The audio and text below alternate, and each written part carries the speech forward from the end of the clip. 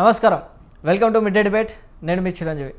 దశాబ్దాలుగా భారత గ్రామీణ ఆర్థిక వ్యవస్థకు వెన్నెముకగా నిలిచిన, గ్రామీణ కూలీల ఆకలి కేకలను తీర్చిన చారిత్రాత్మక మహాత్మా గాంధీ జాతీయ గ్రామీణ ఉపాధి హామీ చట్టం చరిత్ర గర్భంలోకి కలిసిపోనుంది.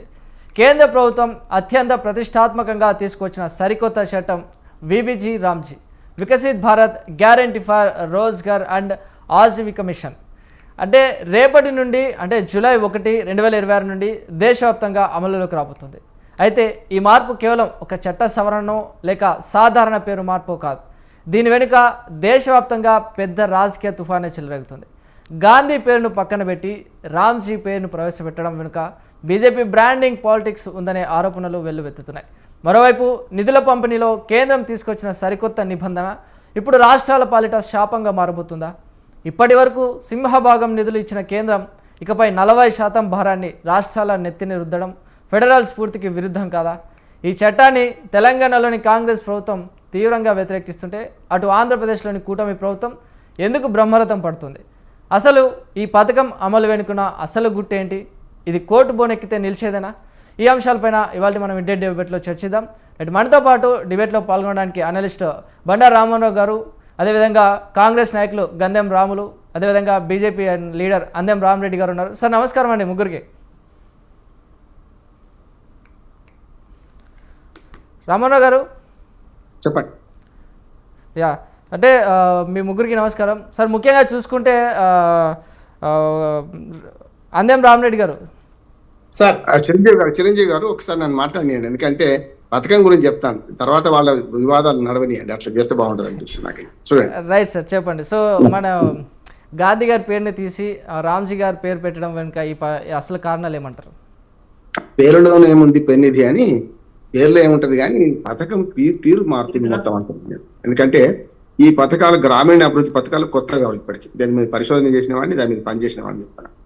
ఎందుకంటే గతంలో కాంగ్రెస్ ప్రభుత్వం 2005 కన్నా ముందు, ఏది మహాత్మా గాంధీ ఎన్ఆర్ఈపీ రాకముందు RLEGP అని ఒకటి ఉండే, NREP అని ఉండే, రకరకాల పథకాల పేరు అంటే మరి రూరలే ఉంటుంది, రూరల్ ప్రోగ్రామ్స్ ఇవన్నీ ఉపాధి హామీ. కాకపోతే గట్టిగా చట్టంగా ఉపాధి హామీతో పాటు చట్టబద్ధంగా ఏర్పడేది 2005లో మాత్రమే. 2005లో UPA 1 గవర్నమెంట్ ఏదైతే ఉందో 2004లో వచ్చింది మన్మోహన్ సింగ్ గారి గవర్నమెంట్. అప్పుడు 2004 తర్వాత 2005లో 3 అద్భుతమైన చట్టాలు వచ్చినాయి. అవేంటంటే మొట్టమొదటి ఈ ఏమన్నా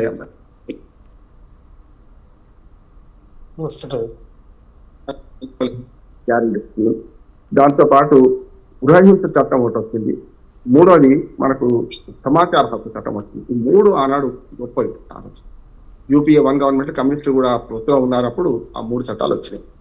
అమల్లో కొన్ని తప్పులు ఉండొచ్చు, ఒప్పులు ఉండొచ్చు, కానీ దాని ఉద్దేశం ఏంటంటే మహాత్మా గాంధీ MRGS ఏంటంటే దాని ఏంటంటే ఆస్తుల క్రియేషన్, అంటే అసెట్ క్రియేషన్ అన్నారు. చాలా మంది దాన్ని ఎట్లా మాట్లాడింది మొదట్లో అయితే అసలు అది గుంతలు తవ్వడం, గుంతలు పూడ్చడం తప్ప ఏం లేదు పొమ్మన్నారు. కానీ గ్రామీణ ప్రజానీకంలో చిరంజీవి గారు చాలా పెద్ద మార్పు తీసుకొచ్చింది. ఆర్థిక సంచలనం వచ్చింది. ఆ డబ్బులు ఆర్థికంగా రావడం వల్ల డబ్బులు ఖర్చు పెడతారు. గ్రామీణులు ఎప్పుడు కూడా బాగా డబ్బున్నోడు ₹1 సంపించినప్పుడు ₹1 ఖర్చు పెట్టాడు. ఆ రోజువారి కూలీలు 100-150 వేస్తే ₹150 సాయంత్రం కల్లా ఖర్చు పెట్టేస్తారు. మళ్ళీ ₹12 మళ్ళీ వెనక్కి డబ్బులు వస్తాయి. గ్రామీణ భారతంలో డబ్బుల చలామణికి బాగా పనికొచ్చింది ఒకటి. అట్లాగే చాలా అశ్రద్ధ చేయబడిన పనులకు ఊతమిచ్చింది. ఉదాహరణకు గ్రామీణ వ్యవసాయదారులకు పొలాలకు దారి లేకుండా చేశారు. కొన్ని ఊళ్ళకు దారి లేకుంటే దాన్ని కొత్తగా రోడ్లు పోశారు.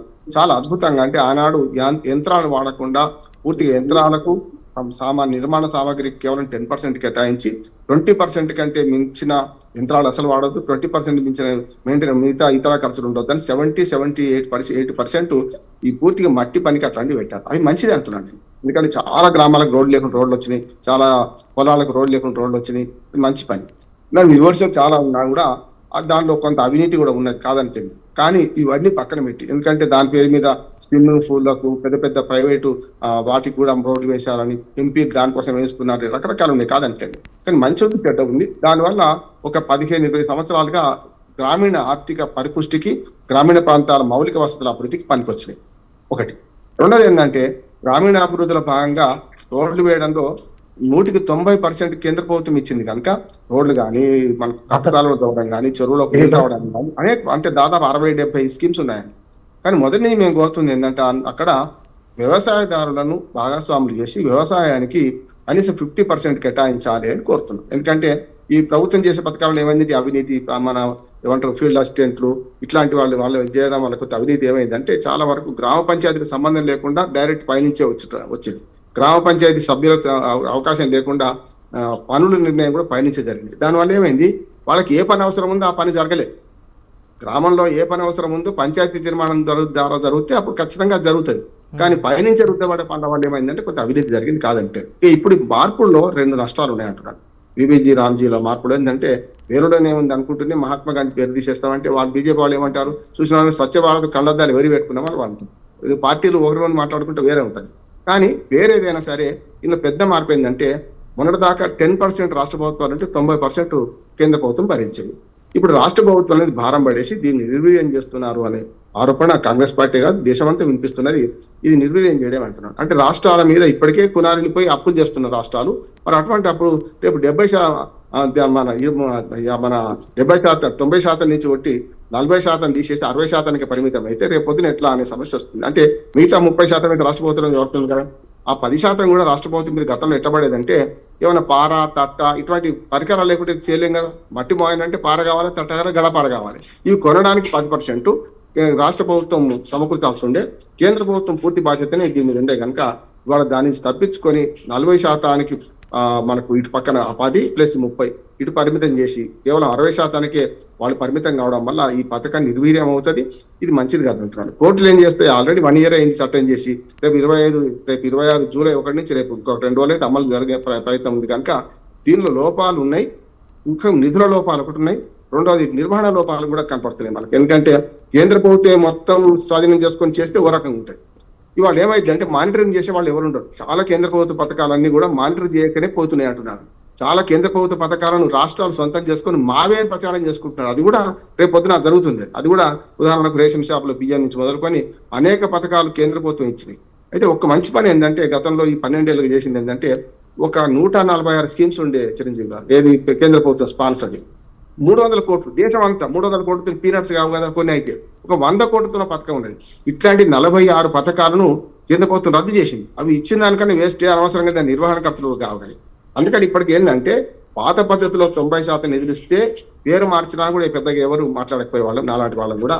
కానీ పేరు మార్పుతో పాటు నిధుల కొరతను కూడా సృష్టించి రాష్ట్ర ప్రభుత్వం మీద అదనంగా భారం వేయడం వల్ల ఈ పథకం నిర్వీర్యమయ్యే అవకాశం ఉంది. కేంద్ర రాష్ట్ర ప్రభుత్వం సహకరించుకోకపోతే ఇంకా నష్టపోయే అవకాశం ఉంది. సార్ మరి అయితే ఇప్పుడు కాదు సార్, అదే విధంగా సార్ ఇప్పుడు నిర్వహణలో లోపాలు, నిధుల లోపాలు ఉన్నాయని చెప్తున్నారు కదా, ఇవన్నీ సరి చేసుకోకుండానే ఈ పథకాన్ని అమలు చేయడం వెనుకంటే వాళ్ళు దీన్ని ఎన్నుకున్న ఉద్దేశం ఏంటిది? ఇవన్నీ సరి చేసుకోకుండానే దీన్ని అమలు చేయడం వెనుకున్నా ఇంట్లో ఎలుకలు ఉన్నాయని ఇల్లు దగ్గర పెట్టుకున్నట్టే ఉండాల్సిన. ఇంట్లో ఎలుకలు ఉన్నాయని ఇల్లు దగ్గర పెట్టుకోండి, ఇల్లు బాగా చేసుకో. గతంలో టీఆర్ఎస్ ప్రభుత్వం పెద్ద తప్పేం చేసిందంటే ఫీల్డ్ అసిస్టెంట్లను తీసేసింది. చాలా వరకు నిర్వీర్యం చేసింది బీఆర్ఎస్ ప్రభుత్వం ఉపాధి హామీ పథకాన్ని. ఇప్పుడు ఈ రాష్ట్ర ప్రభుత్వం ఎంత వరకు చేస్తుంది అంటే ఇప్పుడు అదే వ్యవస్థ నడిపించాలి కదా, కష్టమే కదా.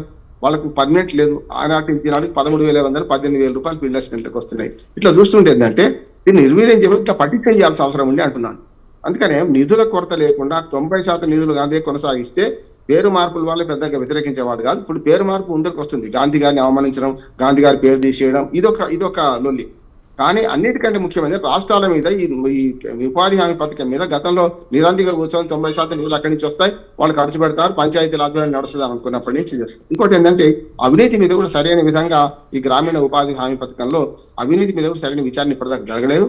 మేమైతే సోషల్ ఆడిటింగ్ కూడా దీన్ని చేసినాం. సోషల్ ఆడిటింగ్ లో స్పష్టంగా ఒక రోడ్డు వేస్తే ఆ రోడ్లో ఏమైనా అవినీతి జరిగిందా లేదా అంటే అందుకు సోషల్ ఆడిటింగ్ కూడా ఉన్నది. ఇందులో మంచి పని ఉన్నది. కానీ ఎవరు చేస్తున్నారు, ఎక్కడ చేస్తున్నారు కనుక రాష్ట్రము కేంద్రం కలిసి ఈ పథకాన్ని నిర్వీర్యం చేసింది ఇప్పటిదాకా. ఇప్పుడు ఇంకా మరింత నిర్వీర్యం అవుతుంది. నిధులు 90% అట్లాగే కొనసాగిస్తే పేరు ఏదైనా సరే ప్రజలకు అంగీకారం ఉంటుంది. ప్రజలు పేరు గురించి పట్టించుకోరు. కాకపోతే ఏంటంటే నిర్వీర్యం చేసే క్రమంలో పూర్తి స్థాయిలో నిధులు ఇస్తే బాగుంటది. ఈ 60% నిధులు కూడా ఇప్పుడు ఏమైందంటే మొదటి నుంచి కూడా మనం ఒక మాట ముగిస్తాను చిరంజీవి గారు. తెలంగాణ ఆంధ్రప్రదేశ్ కలిసి ఉన్నప్పటి నుంచి ఇప్పటిదాకా ఉపాధి హామీ పథకం నిధులు బాగా వాడుకుంది మా 2 రాష్ట్రాలే అంటున్నారు. ఆనాడు ఉమ్మడి రాష్ట్రంలో కానీ తర్వాత కానీ. ఎందుకు దానికి సరిపడినంత మనం కొంత ఏర్పాటు చేసి పెట్టినాం.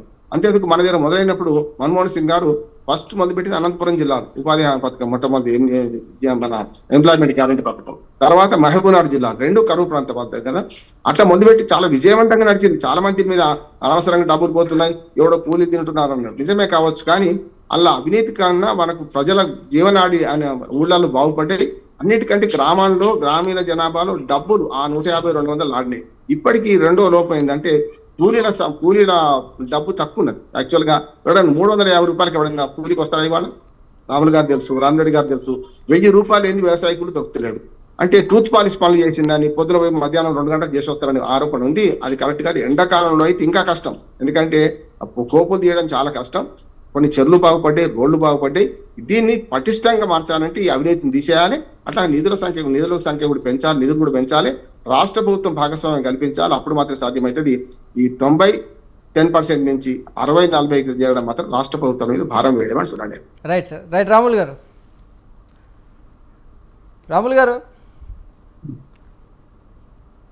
సార్ నమస్కారం అండి. నమస్కారం అండి సార్, చెప్పండి. అంటే మీకు ప్యానల్ ఉన్న పెద్దలకు నమస్కారం సార్. అంటే ఒకప్పుడు ఉన్న పథకానికి సార్ 1 సెకండ్ ఆగండి. ఒకప్పుడు ఉన్న గాంధీ పేరుతో ఉన్నటువంటి ఈ పథకానికి ఆ గాంధీ పేరును తీసి రామ్జీ పేరు పెట్టి ఈ పథకాన్ని అమలు చేయడాన్ని మీరు ఎలా చూస్తున్నారు?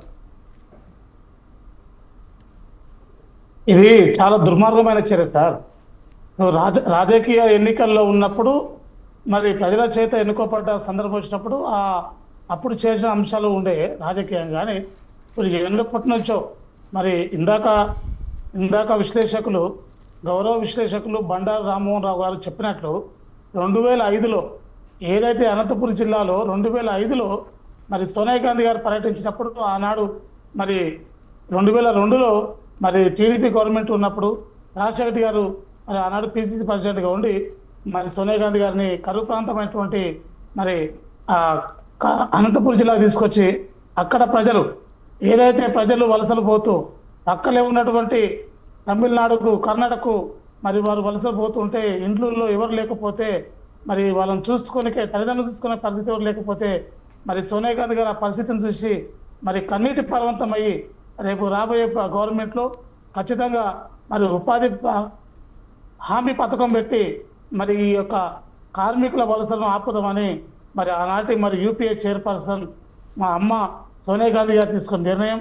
ఆ నిర్ణయం ప్రకారం మరి 2005లో ప్రభుత్వం వచ్చాక మొట్టమొదటిసారిగా ఆ యొక్క పథకాన్ని 2005లో మరి అదే అనంతపురం జిల్లాలో మరి ప్రారంభించినటువంటి సందర్భం ఉన్నది. అప్పటి నుంచి ఇప్పటిదాకా గ్రామాల్లో, ముఖ్యంగా మరి మన రాష్ట్రంలోన మరి మహబూబ్నగర్ లాంటి మరి వెనుకబడ్డ ప్రాంతం, కరువు జిల్లాలు, వలస జిల్లాలు, ఆదిలాబాద్లో ఉన్నటువంటి కొన్ని గోండు ప్రజలు, ఇట్లా ఈ పథకం ద్వారా అనేక మంది మరి ఎస్సీ ఎస్టీ బీసీ మరి పేద వర్గాలకు మాత్రమే ఉన్నటువంటి ఈ పథకం ఎంతో మందికి మరి ఉపాధి కల్పించింది, ఎంతో మందికి సహాయపడ్డది. మరుగున పడ్డటువంటి ఎన్నో చెరువుల యొక్క పూడికతీతలు తీయడం కానీ, ఆనకట్టలు తెగిపోతే కట్టడమే కానీ అనేకమైనటువంటి అంశాల మీద మరి మహాత్మా గాంధీ మరి ఉపాధి పథకం పనిచేసే సందర్భం ఉన్నది.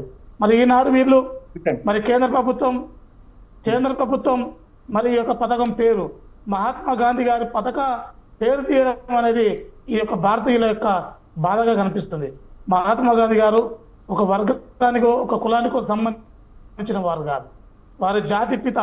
ఈ దేశానికి స్వాతంత్రం తెచ్చడంలో మరి శాంతియుతంగా మరి బ్రిటిషర్లను తరిమి కొట్టే విధంగా అందరినీ మమ్మిక చేసినటువంటి గొప్ప నాయకుడి దేశానికి మరి మహాత్మా గాంధీ గారు. మరి వారి యొక్క పేరును తొలగించడం నిజంగా భారతదేశ ఔన్నత్యాన్ని మరి రాజ్యాంగాన్ని అవమానపరిచినట్లే. కాబట్టి ప్రజాస్వామ్యవాదులుగా మేము కావచ్చు, మరి విశ్లేషణలుగా పూర్తి చేసినట్టుగా మీరు కావచ్చు, అందరూ కూడా ఒకటే వ్యతిరేకిస్తున్నాం.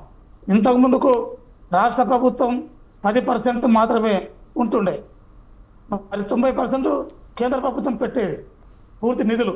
కానీ ఇప్పుడు భిన్నంగా రాష్ట్ర ప్రభుత్వం 40%, కేంద్ర ప్రభుత్వం 60% అంటే మరి ఎంత దుర్మార్గానికి లోనైందో చూడండి కేంద్ర ప్రభుత్వం. మరి రాష్ట్రాల నుంచి ఎన్నో మరి ట్యాక్స్ల రూపంలో, జిఎస్టీ సిఎస్టీ రూపంలో మరి మనం అందరం కూడా కేంద్రానికి మనం శిస్తులు కట్టుకుంటూ వస్తుంటే, ట్యాక్స్ కట్టుకుంటూ వస్తుంటే మరి మనకు మన దగ్గర నుంచి మరి ఎంతో లాభదాయకం తీసుకొని కేంద్ర ప్రభుత్వం మళ్ళీ మన రాష్ట్రాల నుంచి మళ్ళీ 40% మన మీద భారం వేయడం అంటే మూలిగే నక్క మీద తాటికాయ పడ్డట్టు ఈరోజు కేంద్ర ప్రభుత్వం అవలంబిస్తుంది.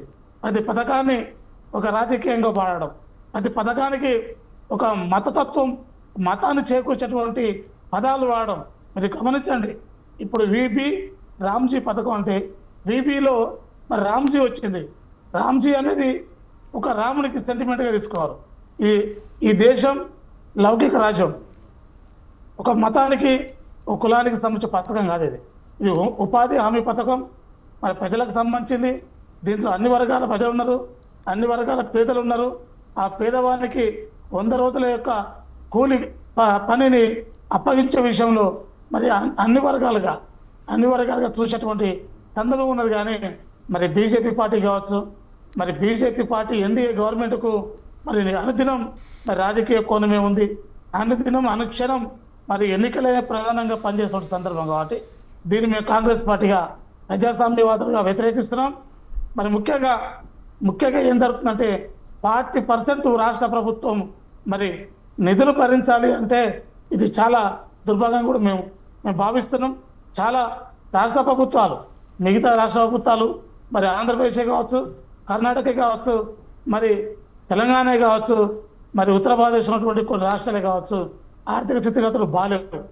కాబట్టి ఈ సందర్భంలో 40% పెట్టడం అనేది చాలా నష్టపూర్వకం జరిగే అంశం ఉంటుంది. మరి ఎక్కడైతే బీజేపీ పాలిత రాష్ట్రాలకేమో పథకాలు అద్భుతంగా ఇచ్చేటువంటి సందర్భం ఉంది, అదే బీజేపీ ఇతర పాలనటువంటి ముఖ్యమంత్రుల మీద ఒక సవతి తల్లి ప్రేమ చూపిస్తూ మరి ఎన్నో పథకాలను మరి నీరు కాచే విధంగా మరి బడ్జెట్ ఇచ్చే విషయంలో కూడా లేకుండా పోయింది. ముఖ్యంగా మన తెలంగాణ రాష్ట్రాల విషయానికి వస్తే విద్యాపరం కానీ, మరి ఉపాధి పరం కానీ, మరి ఇక్కడ ఉన్నటువంటి ఇరిగేషనే కానీ, ఇక్కడ ఉన్నటువంటి వివిధ విద్యా సంస్థలకే కానీ ₹1 ఇచ్చేటువంటి దాఖలు మన చూడలేదు. అదే పక్క రాష్ట్రంలో మరి ఆంధ్రప్రదేశ్లో విద్యా విభాగానికి 4,300 కోట్లు మరి ప్రకటించడం జరిగింది. మరి ఇక్కడ ఒక ప్రేమ, అక్కడ ఒక ప్రేమ. కాబట్టి ఈ విధానం మరి బీజేపీ పార్టీ తీసేయాలని కూడా మేము కోరుకుంటున్నాం. ముఖ్యంగా మళ్ళీ ఇప్పుడు ఏదైతే 7,900 కోట్లు ఈరోజు ఈ యొక్క ఉపాధి పథకానికి అమలుతున్న సందర్భంలో మరి ఓన్లీ రాష్ట్ర ప్రభుత్వాలకు 3,300 కోట్లు మరి భారం పెరుగుతుంది. కాబట్టి ఇవన్నీ మన కేంద్ర ప్రభుత్వం ఇవన్నీ కూడా చూసుకోవాల్సిన పరిస్థితి ఉంది. ఇట్లా ఒంట నిలిపోకుండా ఎవరిని సంప్రదించకుండా కేవలం 20 రోజుల్లో ఈ పథకానికి రూపకల్పన చేయడం అంటే మరి మిగతా రాష్ట్రాల ముఖ్యమంత్రులు కావచ్చు, మిగతా రాష్ట్రం మేధావులు కావచ్చు, ఆర్థికవేత్తలే కావచ్చు, ఎవరిని కూడా సంప్రదించకుండా మరి ఏకాభిప్రాయంతోనే వారు ఈ యొక్క పథకాన్ని తీసుకురావడం, దీనికి మహాత్మా గాంధీ గారి పేరు తొలగించడం, మళ్ళీ విబిజీ రామ్జీ అని పేరు పెట్టడం కూడా ఇది ఒక రాజకీయ కుట్ర. రైట్ రామరెడ్డి గారు మీరేం చెప్తారు? మేమందరం కూడా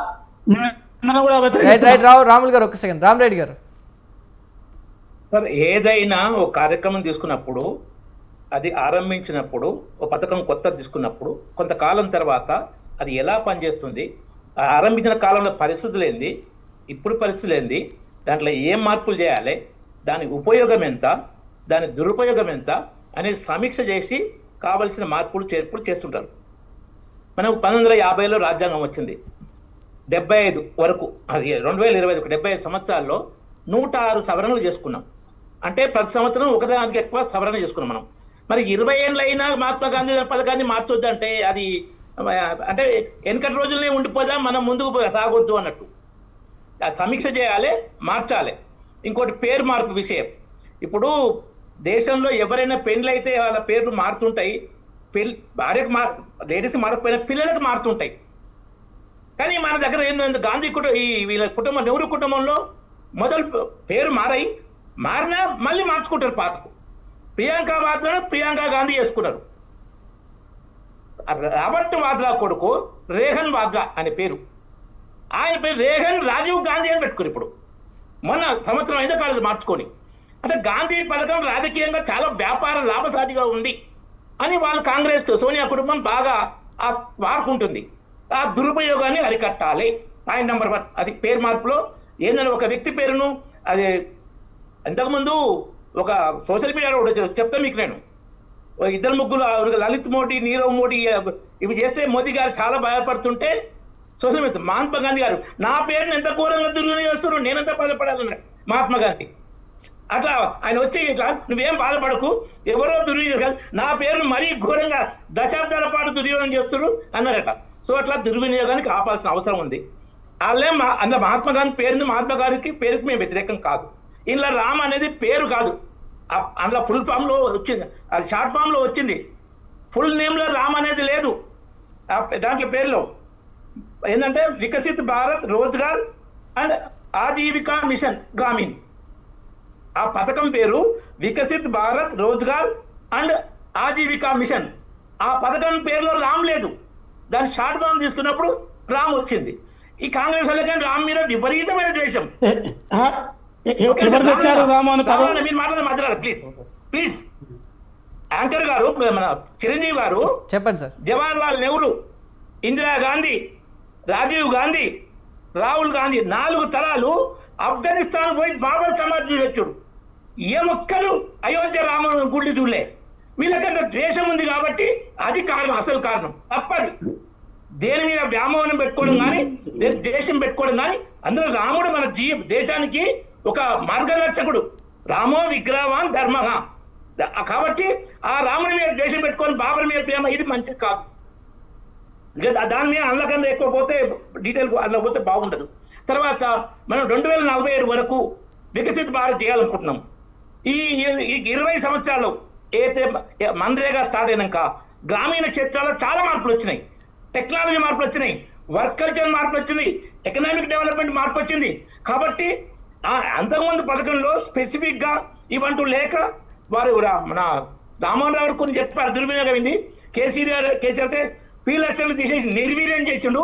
కేసీఆర్ ఇంకో మా పబ్లిక్ మీటింగ్లో చెప్పేది, వీళ్ళు కేంద్ర ప్రభుత్వం డైరెక్ట్ కూలీల అకౌంట్ డబ్బులు వేస్తుంది, మాకిస్తే మేము వేస్తాం కదా, అవి కూడా మేము చూసేది. ఆ కామెంట్ కూడా చేసింది కేసీఆర్. సో అవన్నీ పోవాలని ఈ పథకంలో మార్పులు జరిగినాయి.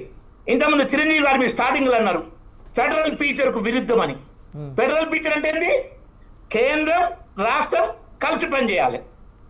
అంటే కేంద్రం బాట ఉండాలి, రాష్ట్రం బాట ఉండాలని అర్థం ఫెడరల్ ఫీచర్ అంటే. కేంద్రం డబ్బులు ఇచ్చి వీళ్ళు ఖర్చు పెడితే అది ఫెడరల్ ఫీచర్ కిందకి రాదు. ఇరువురు ప్రభుత్వాలు డబ్బుల బాటను పంచుకుంటే కేంద్రం 60% ఇస్తుంది, ఇది 40%. అంటే సార్ గతంలో 10% రాష్ట్రం వాటా ఉండింది, ఇప్పుడు 40% అంటే చాలా భారం పడే అవకాశం ఉందని చెప్పేసి కాంగ్రెస్ నాయకులు అంటున్నారు. మరి మీకు ఎంత వీలైతే ఇంకొకటి చిరంజీవి గారు మోడీ ప్రధాని గారు అయినప్పుడు 5 రాష్ట్రాల్లో 6 రాష్ట్రాల్లో బీజేపీ ప్రభుత్వం ఉంది. ఇప్పుడు 21 రాష్ట్రాల ఎన్డీఏ ప్రభుత్వాలు ఉన్నాయి. 28లో 21 రాష్ట్రాలు మాయే, పెద్ద రాష్ట్రాలు మాయే ఇప్పుడు, ఎక్సెప్ట్ తమిళనాడు ఇక్కడ తప్ప. కాబట్టి మా రాష్ట్ర ప్రభుత్వాలే 80% భారం భరిస్తాయి. ఈ 4 రాష్ట్రాల ప్రభుత్వాల వాళ్ళకి ఎందుకంత భయం? 17 రాష్ట్రాలు బీజేపీ ముఖ్యమంత్రులు, అందరం ఉత్తరప్రదేశ్, మధ్యప్రదేశ్, బెంగాల్, మహారాష్ట్ర, రాజస్థాన్, గుజరాత్, ఇవన్నీ పెద్ద రాష్ట్రాలు. వీళ్ళకి వస్తే తమిళనాడు వీళ్ళకి కాదు, కానీ కర్ణాటక ఒకటి 28, మన తెలంగాణ 17, అది 20. కాబట్టి బీజేపీ రాష్ట్ర ప్రభుత్వాలు ఎక్కువైనాకనే పెట్టే ఈ పథకం మార్పు. ఆ భారం బీజేపీ రాష్ట్ర ప్రభుత్వాలకే ఎక్కువ పడుతుంది. కాబట్టి దీన్ని ఈ బీజేపీ ప్రభుత్వం ఏం చేసినా మేము విమర్శించాలి, మనం రాజకీయ కోణం మాట్లాడాలి. ఓటు బ్యాంక్ రాజకీయాల్లో కాంగ్రెస్ అంటే ముస్లింలు అంటే కాంగ్రెస్ చెప్పినాక దీని షార్ట్ ఫామ్లో రామ్ వస్తుంది కాబట్టి మా ఓట్లు పోతున్న భయం, అది తప్పు. ఎప్పుడు ఓటు బ్యాంక్ రాజకీయాలు పథకాల్లో ఉండకూడదు. ఇంకోటి ఇందులో వచ్చి ముఖ్యమైన మార్పు ఏంటంటే 60 రోజులు. ఏంటంటే దీనివల్ల వ్యవసాయ పనులకు ఇబ్బంది ఉంటుండే అప్పుడు, ఇప్పుడు అంత లేదు. ఇప్పుడు అంత ఏంటంటే 60 రోజులు నాట్లు కోతలు ఈ టైంలో పెట్టకూడదు, అమలు చేయకూడదు. అది చట్టంలో మార్పు తెచ్చిన మార్పు. కూలీ కూడా పెంచడం జరిగింది. పని దినాలు 100 రోజుల నుంచి 125 రోజులు పని దినాలు కల్పించడం. ఎప్పుడు పని లేనప్పుడే, వ్యవసాయ పనులు లేనప్పుడు వాళ్ళ పనులకు ఉపాధి హామీ అనేది ఏంటి? మేమే ఉపాధి ఇస్తామని కాదు, మీకు ఉపాధి ఎక్కడ దొరకకపోతే ఆ టైంలో మేము ఇస్తాం అన్నట్టు. ఉపాధి హామీ అనేది ఉపాధి దొరకని టైంలో ప్రభుత్వాల బాధ్యత. అవును. మీకు అంతకన్నా బయట ఇప్పుడు ఐటీ ఎంప్లాయీస్ ఉండండి, 3 లక్షలు 5 లక్షలు 10 లక్షలు జీతం ఉంది. అవును. నీకు నేను గవర్నమెంట్ జాబ్ ఇస్తే 50,000 ఇస్తా అంటే వచ్చి చేస్తాడా? 5 లక్షలు 10 లక్షలు ఐటీ జాబ్ చేస్తాడు, అవును. మేనేజ్మెంట్ జాబ్ చేస్తాడు ఏం చేసి. అలాంటి అవకాశం లేనోళ్లకు, ఎక్కువ కూలీ రానోళ్లకు, వాళ్ళకు కూడా కూలీ పనులు లేనప్పుడు ఈ పథకం అమలు చేయండి. ప్రతి ఒక్కటి బతకదు. ఉచితంగా ఆహారధాన్యాలు ఇస్తున్నాం 80 కోట్ల జనాభాకు. ఆహారధాన్యాలు ఇస్తూనే ఉపాధి హామీ పని లేని టైంలో కూలీ రేట్ పెంచి ఒక పర్పస్ఫుల్ గా పనిచేయాలి. ఆ 4 ఉన్నాయి పర్పస్. ఏంటంటే దీనిలో పెట్టింది ప్రాధాన్యత రంగాలు. నీటి భద్రత, వాటర్ సెక్యూరిటీ కావాలి, చాలా బేసిక్ ఇంపార్టెంట్. వాటర్ అనేది గాలి తర్వాత నీరు చాలా ప్రాముఖ్యమైనది. తర్వాత గ్రామీణ మౌలిక సదుపాయాలు, ప్రధాన గ్రామీణ మౌలిక సదుపాయాలు వాటి కోసం చేయాలి. తర్వాత జీవనోపాధి పెంపు, మరియు ఏమైనా ఎక్స్ట్రీమ్ వెదర్ కండిషన్లు, వరదలు, కరువు ఇలాంటివి వచ్చిన వాటి నివారణ కోసం చర్యలు. ఈ 4 లక్ష్యాలు ఇంకేమైనా బేసిక్గా ఇవి అని ఒక లక్ష్యం పెట్టింది. ఇంతకుముందు లక్ష్యం లేదు, ఏం లేదు. ఇక్కడ మధ్య అక్కడ పోయారు, అట్లా జరిగినాయి. మా ఊళ్ళో జరిగినాయి చాలా. ఇక్కడ మధ్య తర్వాత 2 గంటలు పోయి రావడం అది జరిగింది. సరే, దాని మేనేజ్మెంట్ చేస్తారు. ఒక లక్ష్యం ఉండాలి. గ్రామీణ క్షేత్రంలో ఇన్ఫ్రాస్ట్రక్చర్ డెవలప్మెంట్ కావాలి, నీటికి భద్రత ఉండాలి. తర్వాత ఏమైనా విపరీతమైన వాతావరణం వస్తే తట్టుకునే విధంగా చర్యలు తీసుకోవాలి. ఇలా ప్రధాన లక్ష్యాలతో వర్కింగ్ డేస్ పెంచుకుంటూ, కూలీ రేట్ పెంచుకుంటూ, వ్యవసాయానికి ఇబ్బంది లేకుండా గ్యాప్ ఇచ్చుకుంటూ మార్పులు తీసుకురావడం జరిగింది. ఇది అద్భుతం. ఏ మంచి పని చేసినా ప్రతిపక్షాలు, ముఖ్యంగా కాంగ్రెస్, ఇవి ఎప్పుడు మంచి అనవు. అది దాని నుంచి ఎక్స్పైర్ చేయడమే మన తెలివితేటతనం. అవి 17 కేసులు సుప్రీంకోర్టులో, ఇంకా ఎన్నో జిఎస్టీ మీద కానీ రాఫెల్ యుద్ధం కానీ అన్నింటినీ సుప్రీంకోర్టు కొట్టేసింది. వీళ్ళు అదే విమర్శిస్తారు. ప్రజలు వీళ్ళ విమర్శలు పట్టించుకొని వదిలిపెట్టారు. మేమైతే ఇవ్వాలి బెదిరించలేదు. రేవంత్ రెడ్డి నీ సంగతి చూస్తా, నువ్వు ఎట్లా చూస్తావు, అట్లా చేయలే. అట్లా తప్పుడు మాటలు మాట్లాడినా ఆ మీటింగ్ అంటే మన కిషన్ రెడ్డి అరేంజ్ చేసి metro phase 2, metro phase 1 loan arrangement చేయలో దానికి చేసి ఒక సిస్టమ్ చేసి కోఆపరేట్ చేశారు. మేము అట్లా కోఆపరేట్ చేస్తాం. వీళ్ళని విమర్శించడం, దాన్ని మేము ఇస్తాం, మెడికల్ కాలేజ్ ఇస్తాం బాబు అంటే కాలేజీ రాకూడదని రకరకాల అప్లై. ఇంతవరకు ప్రధానమంత్రి ఆవాస్ యోజన అప్లై చేయలేదు. ఇంతవరకు పాలమూరు రంగారెడ్డిది అమెండ్ అది అయితే డిపిఆర్ పంపిలో దాని కరెక్షన్ పంపలే. మళ్ళీ కేంద్రం సహకరించాడు. తప్పిది. కేంద్రం సహకరిస్తుంది. మీరు కేసీఆర్ కుట్ర చేస్తేనే ప్రజలు ఓడగొట్టిండ్రు. మెడికల్ కాలేజీలు కేంద్రం ఇస్తామంటే రాకుండా చేసిండు. ప్రధానమంత్రి ఆవాస్ బెంగాల్ అండి, మమతా బెనర్జీ పచ్చి అంటే రాజకీయంగా బద్దమైంది. రాజకీయంగా బీజేపీకి 20 లక్షల ఇళ్ళు శాంక్షన్ చేయించుకుంది, ఇచ్చినాం. మా రాజకీయ ప్రతిష్టత అయినా డెవలప్మెంట్లో మేము అడ్డం పడలేదు. మరి 2 లక్షలు ఎందుకు తెలంగాణ 10 ఏళ్ళ నుంచి ఎందుకు అప్లై చేయట్లేదు? టీఆర్ఎస్ అప్లై చేయరు, ఆ బీఆర్ఎస్ అప్లై చేయరు, కాంగ్రెస్ అప్లై చేయరు. బదనాం బీజేపీ తప్పిది.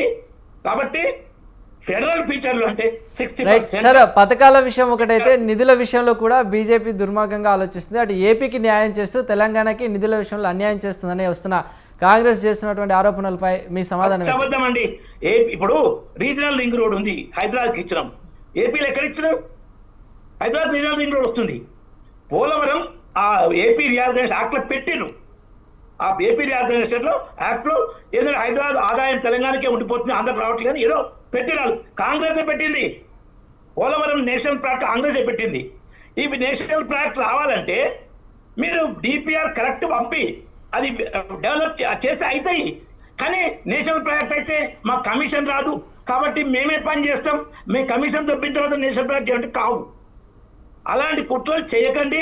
రాజకీయ అబద్ధాలు చాలా రోజులు మాట్లాడతారు. నానా పులికట్లాగా ఇది ఈ పచ్చి అబద్ధాలు మాట్లాడతారు. ఇలా మాట్లాడమనే పరిస్థితి వస్తుంది. ఏపీకి ఎక్కువ ఇవ్వడం, తెలంగాణ తక్కువ ఇవ్వడం జరగదు.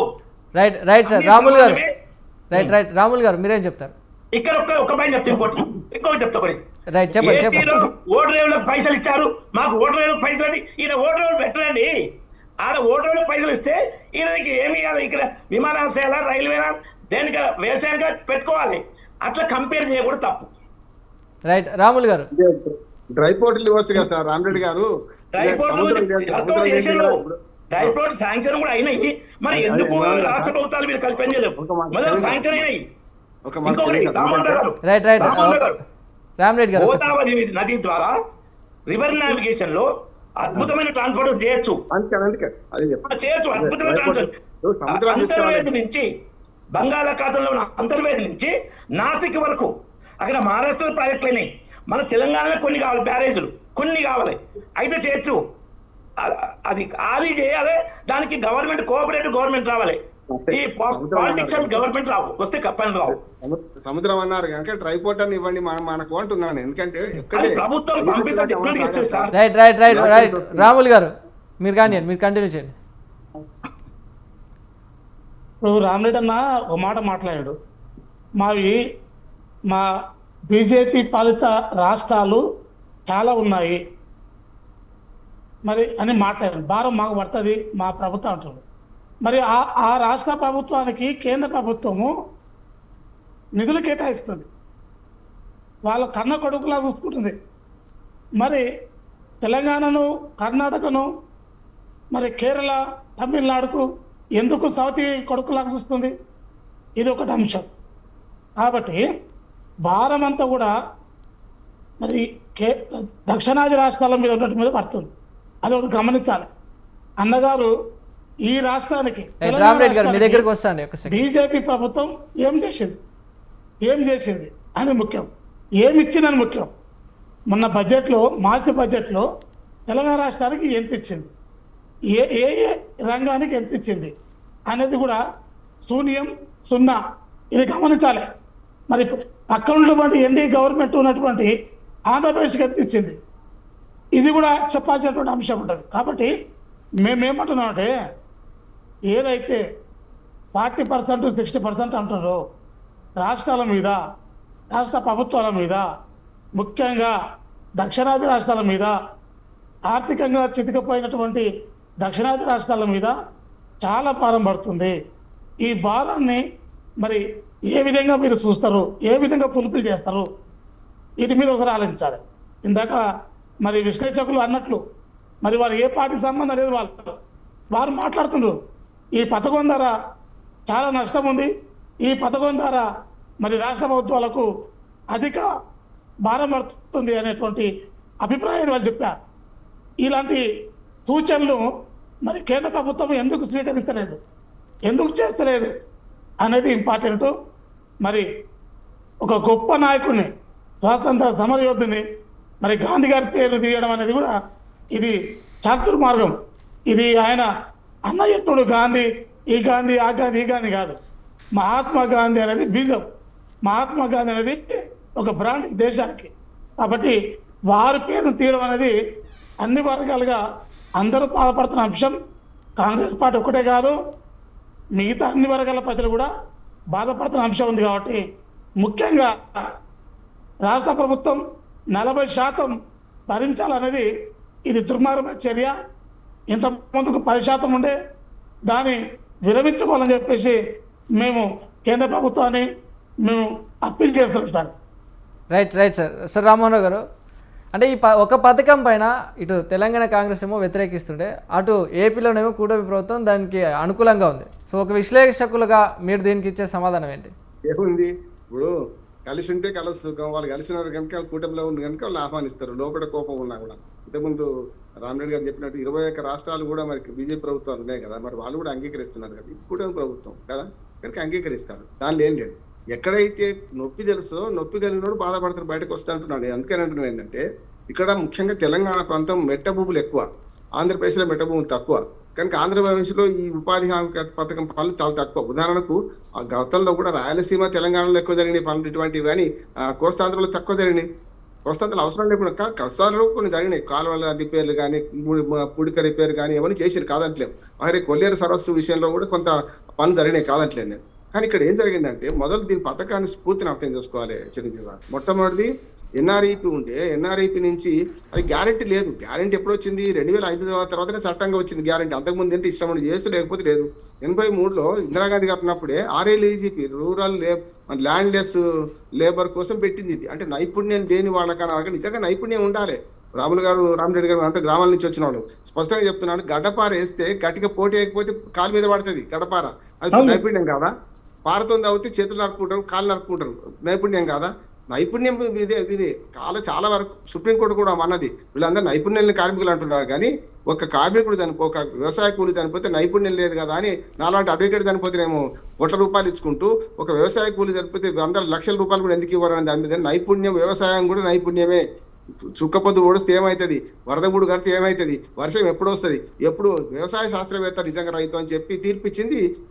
పరిహారం కూడా అంత ఇవ్వలేదు. అందుకని ఏమంటే నైపుణ్యం లేని పనే కానీ 100 రోజుల పని దినాలు కాకపోతే నిరుద్యోగ వృత్తి ఇస్తా అన్నారు. కార్డు ఉన్న ప్రతి వాడికి 100 రోజులు అన్నారు. ఇంతవరకు 100 రోజుల పని ఇప్పుడు పూర్తి కాలేదు. కొన్ని చోట్ల మనం డిమాండ్ సప్లైని బట్టి మన దగ్గర కూడా చేసుకున్నాం, కాదంటే. అయితే మహాత్మా గాంధీ పేరు మొదటి నుంచి లేదు చిరంజీవి వారిది. 2006లో మొదలుపెట్టినప్పుడు కేవలం మన ఎన్ఆర్ఈజీపీ అన్నారు, నేషనల్ రూరల్ గ్యారంటీ ప్రోగ్రామ్ కిందనే తీసుకున్నారు, ఎంప్లాయ్మెంట్ ప్రోగ్రామ్ కింద తీసుకున్నారు. 2009 అక్టోబర్ 2 నుంచి మహాత్మా గాంధీ పేరుని చేశారు. ఎవరు వద్దానిలే, పేరుని చేస్తే ఎవరు వద్దన్నారు, ఎవరు వద్దానిలే. ఇప్పుడు సమస్య ఏంటంటే రామ్ అనే పేరు ఎందుకు వచ్చింది? ఇంతకుముందు అజీవిక అంటే నాకు కూడా అర్థం కాదు. నేనైతే తెలుగు ఎంఏ చదువుకున్నా, మరి ఎందుకంటే అన్ని సంస్కృత పదాలు చేస్తున్నారు. అంటే ఏం లేదు సార్, ఇప్పుడు భక్తి తెరువు కోసం ఇది. ఇప్పుడు పటేల బొర్ర వంకర అంటే అంబలి కారకుండా చూడరా అని అంటారు, గది కావాలని మనకు అంటున్నాను. నేను పేర్లు ఏమున్నది? అందుకని పేరు కంటే నేను ముఖ్యంగా వ్యతిరేకించేది ఏంటంటే ఈ పథకాన్ని కొనసాగింపులో ఇప్పటికే నిర్వీర్యం అయిపోయింది. చాలా పనిదినాలు తక్కువైనాయి. చాలా వరకు దాన్ని అవినీతి అనే ముద్ర వేసి పక్కకు పెట్టినట్టు చెప్తాను కదా. కాంగ్రెస్ పార్టీ కూడా ఏం చేసిందంటే ఈ గత 2-3 ఏళ్ళుగా బడ్జెట్ కూడా మీరు తక్కువ చేసినారు, వాళ్ళు తక్కువ చేసినారు. అసలు మన ఉపాధి హామీ పథకం అమలవుతుందా లేదా అంటే అమలు కాని పరిస్థితి వస్తున్నది. అసలు మార్పులు చేయకుండా దీన్ని అరకొర మార్పులతో నష్టం చేస్తున్నా అంటున్నాం. అసలు మార్పు ఏంటంటే ఇప్పటి నుంచి వ్యవసాయ కార్మిక సంఘాల నుంచి కానీ మేము ఏమంటున్నామంటే ఉపాధి హామీ పథకాన్ని వ్యవసాయానికి అనుసంధానం చేయమని కాంగ్రెస్ ప్రభుత్వాన్ని కొట్లాడినాం, ఇప్పుడు కూడా కొట్లాడుతున్నాం. ఎందుకు చేస్తలేరు? ఉదాహరణ చూడండి, మీరు ఈ పథకం వచ్చిన తర్వాత చాలా వరకు గ్రామంలో కూలీ రేట్లు పెరిగినాయి. చాలా మంచిది అంటున్నాను. పోటీ మేము చారణ కూలీని ఆటాన పెంచడానికి మేము వ్యవసాయ కార్మికుల ఉద్యమం చేసిన వాళ్ళు ఆటాలను బారాన చేయడాన్ని సొంతంగా నేను 68 ఏళ్ళ నా వయసు చిరంజీవి గారు పావుల కూలి ఆడవాళ్లకు ఆటాన కూలి మొగోళ్ళకి వేసిన సందర్భం చూసినాం. మా పావులు తవ్వించుకున్న పుడికలు తీసిన అందరూ చూసినాం. కానీ ఎప్పుడైతే ప్రభుత్వం నుంచి పోటీ వచ్చిందో ఉపాధి హామీ పథకం, అంతకుముందు RLAGP NREP వచ్చిందో, దానివల్ల ఏమైందంటే ప్రభుత్వం ఆడ మగ కూలి సమానంగా చేసింది. అది చాలా పెద్ద విప్లవం మార్పు. ఇది వట్టిది, అది చట్టం చేయక ముందు మనకు ఆడ మగ కూలి మధ్య మన వివక్ష కొనసాగేది. కానీ వివక్ష పోయింది కదా, అది పెద్ద మార్పు కాదా? ఆడోళ్ళకు మగోళ్ళకు ఒకటే కూలి, దాంతో పాటు కూలి వారం రోజుల లోపల కూలీ డబ్బులు చెల్లించడం. అంతేందుకు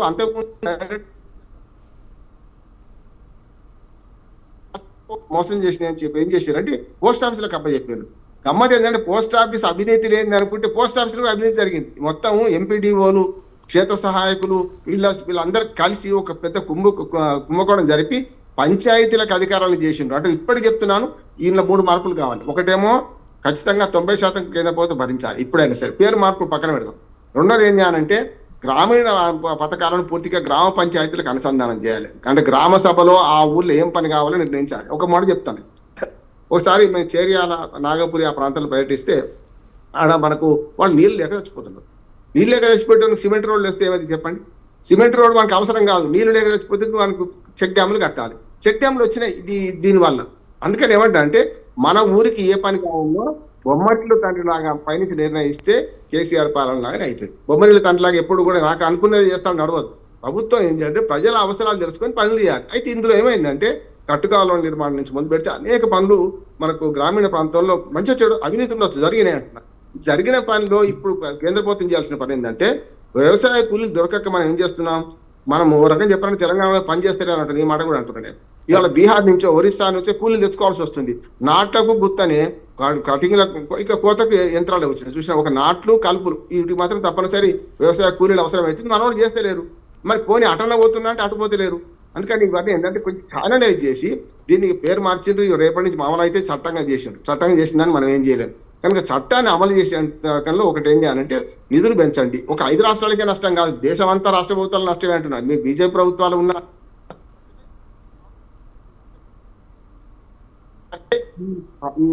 సవరించింది కనుక ఎట్లాగూ 100 రోజుల పని 125 రోజులు చేసింది కదా. మీరు అసలు కేంద్ర ప్రభుత్వంలో చూడండి, నిధులకే టైం ఎంత ఉన్నది. గతంలో కాంగ్రెస్ ప్రభుత్వం ఉన్న రోజులు ఎంత నిధులు వచ్చినాయి, ఈ 12 ఏళ్ళుగా ఉపాధి హామీ మీద ఎంత ఖర్చు పెట్టిండు లెక్క తీసి తెలుసు కదా మనకు. తక్కువ ఖర్చు అవుతుంది. మెల్లమెల్ల నిర్వీర్యం చేసుకుంటూ కుక్కను చంపాలని పిచ్చి కుక్కను ముద్ర వేసి ఇందులో అవినీతి ఉంది అన్నీ అయితే కాదంటే కానీ ఈ ఉపాధి హామీ పథకం నిర్వీర్యం చేసిన పాపం మాత్రం ఈ ప్రభుత్వాన్ని.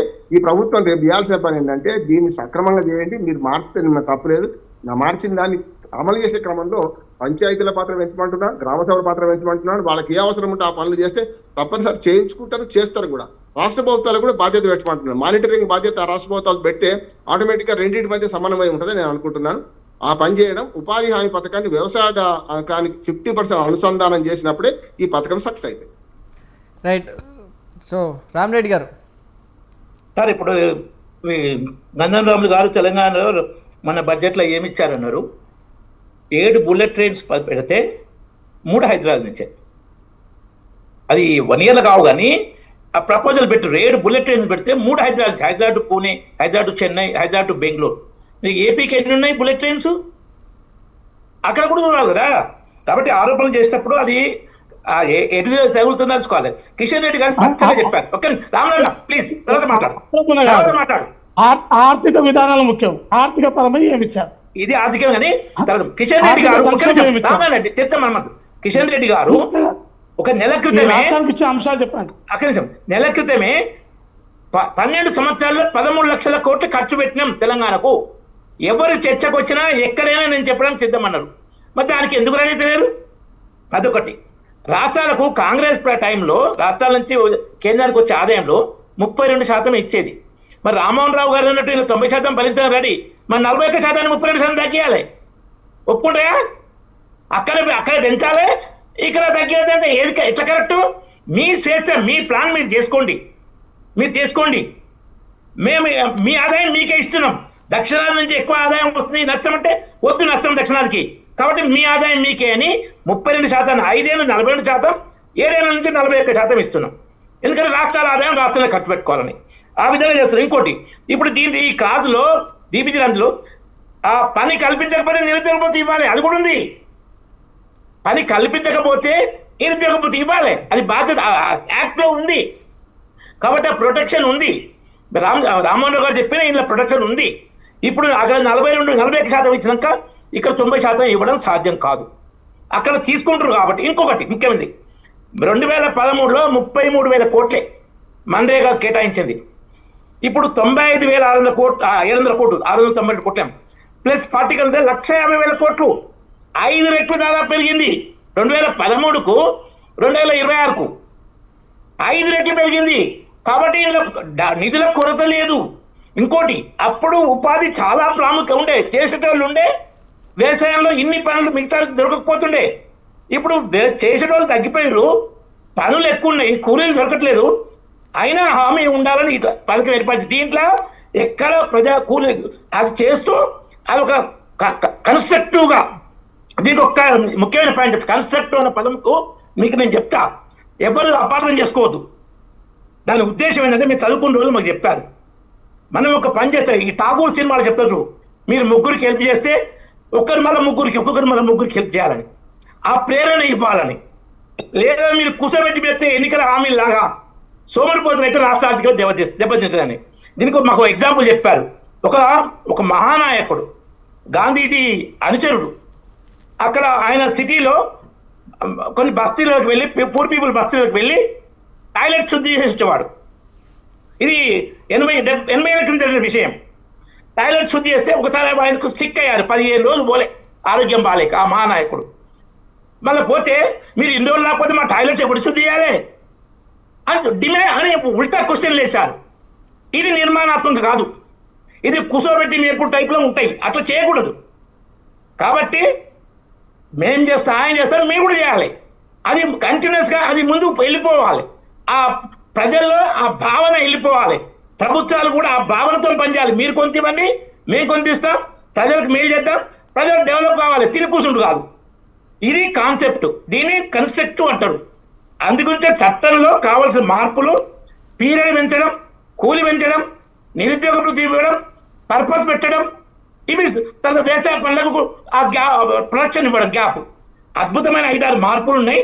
దాన్ని రైట్ సెన్స్లో తీసుకొని సద్వినియోగం చేసుకోవాలి, రాజకీయాలు చేయొద్దని నా విజ్ఞప్తి. ఎక్కువ చెప్పినా బాగుండదు. Right sir. రాములు గారు,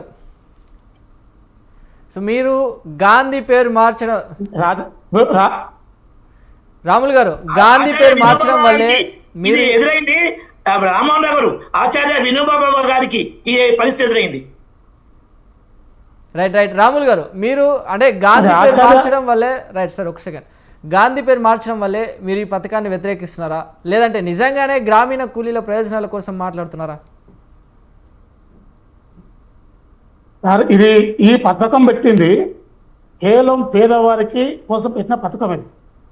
ఆనాడు 2002వ సంవత్సరంలో మరోసారి గుర్తు చేస్తున్నాం, సోనియా గాంధీ గారు అనంతపూర్ పర్యటన చేసి అక్కడ పరిస్థితులను చూసి 2005లో పెట్టినటువంటి ఈ యొక్క పథకం. దానికి గౌరవ రామ్మోహన్ గారు అన్నట్లు నేషనల్కి సంబంధించిన పేరుండే, దాని తర్వాత మరి 2009లో గాంధీ గారి పేరు వచ్చింది. Okay, no problem. ఇప్పుడు విధి విధానాల్లో మరి ప్రజలకు చేపట్టినటువంటి అంశాలు ఏదో ఉందో వాటిని విపులంగా చెప్పినటువంటి దాఖలు లేవు. తర్వాత రాష్ట్ర ప్రభుత్వం మీద భారం వేసినటువంటి విధానం, తర్వాత ఏదైతే మరి సర్పంచ్నే కావచ్చు, మరి జడ్పీటీసీ కావచ్చు, ఎంపీటీసీ కావచ్చు, మరి గ్రామీణాభివృద్ధి అధికారులను కావచ్చు, ఎవరికి ఇస్తున్నాము, దీనికి ఎవరు బాధ్యత తీసుకుంటున్నారు, కేంద్ర ప్రభుత్వం ఉన్నటువంటి మరి ఏ అధికారులు, రాష్ట్ర ప్రభుత్వం ఉన్నటువంటి ఏ అధికారులు, ఎవరు నిర్మాణంలో పనిచేస్తుంది, దీనికి బాధ్యత సంబంధించినటువంటి అంశాలు ఏంటి, దీనిలో ఏ రంగాలు వస్తున్నాయి, వ్యవసాయం ఒకటే వస్తుందా, లేకపోతే ఇరిగేషన్ వస్తుందా, లేకపోతే చిన్న తరహా కంపెనీలు వస్తున్నాయా, కుటీర పరిశ్రమలు వస్తున్నాయా, చేతులతో సంబంధించినటువంటి అంశాలు ఉన్నాయా, వీటన్నిటి మీద కూడా ఒక